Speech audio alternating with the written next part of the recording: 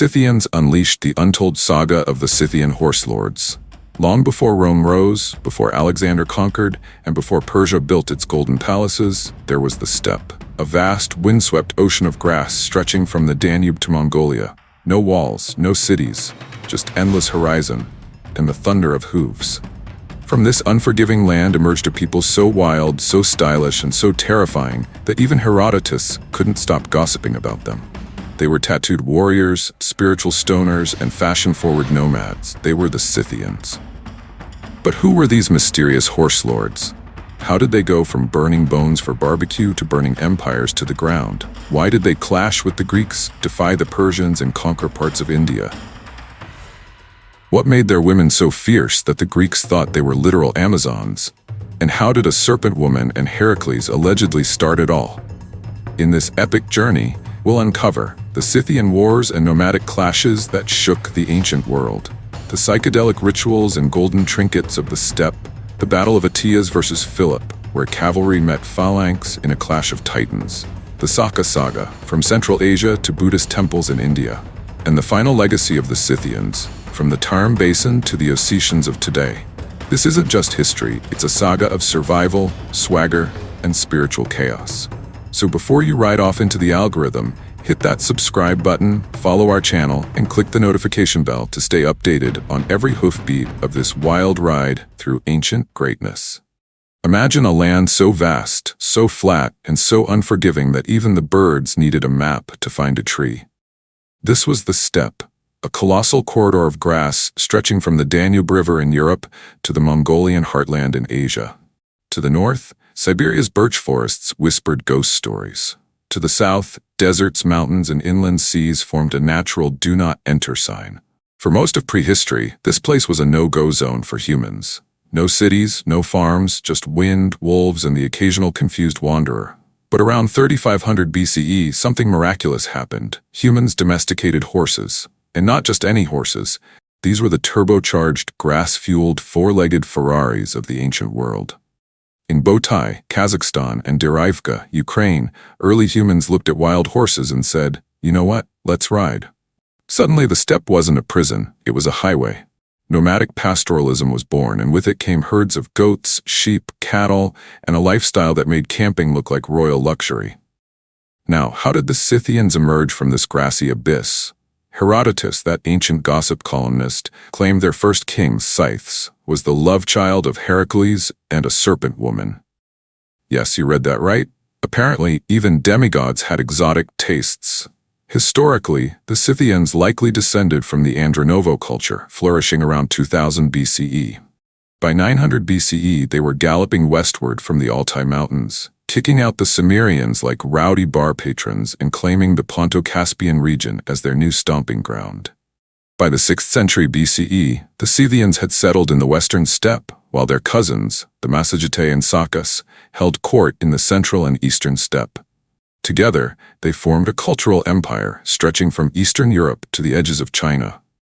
Think of it as the ancient version of a multinational conglomerate, but with more tattoos and fewer spreadsheets. Let's talk fashion. The Scythians weren't just warriors, they were runway ready. Pale-skinned with red hair and light eyes, according to Greek and Chinese sources, they dressed like Arctic rock stars. Men wore thick sheepskin coats, wool-insulated trousers, and belts so ornate they could double as museum exhibits. Women dressed similarly, because frostbite doesn't discriminate, and topped it off with pointy hats that made them look like stylish garden gnomes. Their clothing was dyed in bright colors and embroidered with patterns so intricate, even modern designers would weep with envy. And their accessories? Oh honey, we're talking gold, bronze, bone, and wood, crafted into combs, mirrors, earrings, and belt fasteners, all dripping in animal-style art. Stags, wolves, griffins. If it had claws or hooves, it was getting immortalized in gold. Scythians were deeply spiritual. Their tattoos weren't just for show, they were mystical armor. Using soot and bone needles, they inked wild predators and mythical beasts onto their skin, symbolizing nature's chaotic harmony. These tattoos marked bravery, invoked protection, and probably made them look terrifying in battle. They were master craftsmen, working with leather, bone, silver, and iron. Their art was naturalistic, their jewelry symbolic, and their headgear delightfully eccentric. If Etsy had existed back then, the Scythians would have been 5-star sellers. Let's start with the family drama. Linguistically, the Scythians were part of the Eastern Iranian branch of the Indo-Iranian language family. That means, technically, they were distant cousins of the ancient Persians. But don't expect any warm family reunions in Persepolis. The Magi priests of Persia, robed, perfumed, and philosophically inclined, would have looked at their wild, tattooed, horse-riding kin from the north and muttered, "Ugh, they brought bones to the banquet again."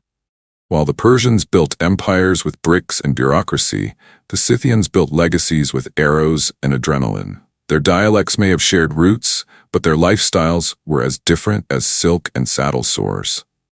Daily life for the Scythians was a rolling adventure. Picture this: a convoy of covered wagons creaking across the endless grasslands, women and children nestled inside like nomadic royalty, while the men rode alongside on horseback, herding sheep, goats, and cattle like the original cowboys of Eurasia. They'd settle by rivers, let the animals drink and graze, then pack up and move on. Their diet? Meat and milk, mostly. And when it came time to cook, they didn't let a lack of firewood stop them. They used bones and animal droppings. Yes, their barbecues were bone-fired and dung-fueled. Gordon Ramsay would faint. And the drinks? Oh, the drinks. Their favorite was a boozy brew made from fermented mare's milk. It was tangy, frothy, and strong enough to make you forget your horse's name. But the real kicker? Ritual marijuana. That's right. The Scythians would toss cannabis into cauldrons, light it up, and let the vapors do the rest. Imagine a spiritual ceremony that doubles as a hotbox. Ancient wellness, Scythian style. Now, their social structure is a bit of a mystery, like trying to decode a tattoo on a galloping horse. Scholars suggest they may have followed the trifunctional hypothesis. Warriors, priests, and commoners. But unlike many ancient societies, Scythian life was surprisingly egalitarian. Women weren't just homemakers, they were homewreckers in battle. Raised to ride, shoot, and hunt, Scythian women fought alongside men and earned a reputation so fierce that the Greeks mythologized them as Amazons. These weren't damsels in distress, they were distress in motion. Politically, the Scythians were divided into tribal confederations. Occasionally, one tribe would rise above the rest. Herodotus tells us the Paralatai, or royal Scythians, considered the other tribes mere peasants. And when a Scythian king died, he didn't go quietly. He was buried in a massive mound, surrounded by his finest horses, slaves, and bling. These tombs are why we still have Scythian artifacts today, golden reminders of a people who lived fast and buried deep. War was their favorite sport, and they played to win. The Scythians were the first to perfect the mounted archer, an innovation so effective it became the blueprint for centuries of nomadic warfare. Their composite bows, made of wood, horn, and sinew, were deadly accurate. A Scythian warrior could shoot while galloping, turning his horse into a mobile death machine. But they weren't just archers. They wielded short swords, akimekis, daggers, battle axes, javelins, and iron spears. Some fought on foot, but most preferred the saddle. Their tactics? Guerrilla warfare with a side of scorched earth. They'd avoid pitched battles, harass supply lines, and lure enemies into the steppe like a bad Tinder date, promising excitement, delivering chaos. In the 7th century BCE, the Scythians burst onto the scene like a rock band with no manager. They ravaged Urartu in Assyria. Then King Madiye took the show south to Egypt. Pharaoh Psamtik I, not wanting a horse party in his palace, offered lavish gifts to make them go away. In 612 BCE, they allied with the Medes to sack Nineveh and topple the Assyrian Empire. But like all great alliances, it ended in betrayal. The Medes turned on the Scythians, and the nomads galloped back to their homeland, muttering, "Never trust a cousin with a crown." Then came the Persians. Cyrus the Great conquered everyone, until he met Queen Tamiris of the Massagetae. She defeated him in a battle so fierce, Herodotus called it the greatest non-Greek clash ever. Cyrus was slain, and Tamiris allegedly dumped his head in a vat of blood. Talk about a mic drop. Darius tried again in 513 BCE, marching into Scythian territory. The Scythians responded with their usual flair. No battles, just burning pastures, smashing wells, and raiding supply wagons. Darius eventually retreated, probably wondering why he didn't just send a fruit basket instead. Now, if you've noticed Herodotus popping up like a nosy neighbor in every chapter of this tale, it's because the Scythians had a long, complicated relationship with the Greeks. Picture it. The northern coast of the Black Sea, where Greek colonies had been chilling since the 7th century BCE.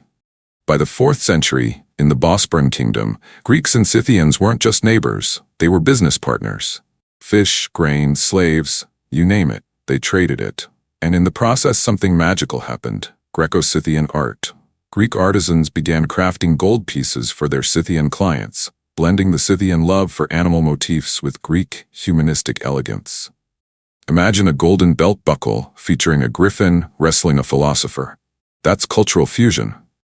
This Hellenic influence didn't stop at jewelry. It seeped into Scythian arms and armor, making them not just deadly, but stylishly deadly. But don't let the glitter fool you. Peace was not always on the menu.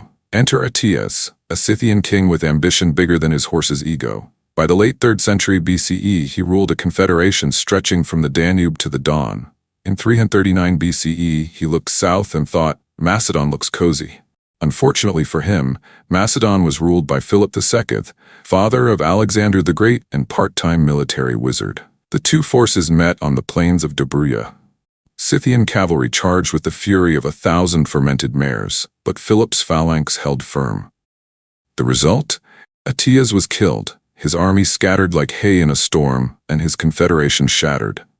The Scythians in the west never fully recovered from this blow. While the western Scythians were licking their wounds, their eastern cousins, the Saka, were dealing with their own drama. Living between the Ili and Chu rivers, they were minding their nomadic business when the Xiongnu, early Huns, shoved the Yuezhi out of Gansu, China. The Yuezhi, in turn, bulldozed the Sakas out of their homeland. Classic nomadic migration domino effect. The Sakas saddled up and thundered into Bactria, the eastern edge of the Hellenic world. By 132 BCE, they had conquered the Greek descendants of Alexander's army and declared themselves the new landlords. But why stop there? They galloped through the Hindu Kush, crossed the Indus, and took over northwestern India. In India, the Scythians didn't just conquer, they adapted. They adopted Buddhism, swapped their yurts for temples, and slowly assimilated into the local culture. Their reign lasted over 4 centuries, and while they traded their bows for prayer beads, their legacy endured. They also popped up in the Tarim Basin, desert kingdoms like Khotan and Shul. Whether they arrived via India or took a detour through the mountains, they brought their Eastern Iranian dialects and settled into oasis cities. No more nomadic pastoralism here, just rivers, trade, and a whole lot of Buddhism.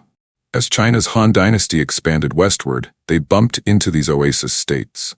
The Indo-Scythians became tribute-paying vassals, serving as a buffer between China and the Xiongnu. It was a diplomatic game of horse chess, and the Scythians played their part well. But all golden ages must end. In the early centuries AD, the Scythians were overtaken by their Iranian cousins, the Sarmatians. Then came the Goths, the Huns, and finally the Slavs, who swept through the Pontic steppe like a historical vacuum cleaner. In India, the Scythians lost ground to the Sassanids, Indo-Parthians, and Guptas. Their culture was absorbed into the Indian mainstream, their names fading into Sanskrit scrolls. In Central Asia, Turkic migrations from the 6th century AD displaced the Scythians, and today, most of the region speaks Turkic languages, a linguistic echo of the steppe's shifting tides. But wait, there's one last twist. The Alans, medieval warriors of the Caucasus, were believed to be descendants of Queen Tamiris and the Massagetae. They built a kingdom that lasted until the Mongols crashed the party in 1239 AD. Yet even today, their legacy lives on in the Ossetian people.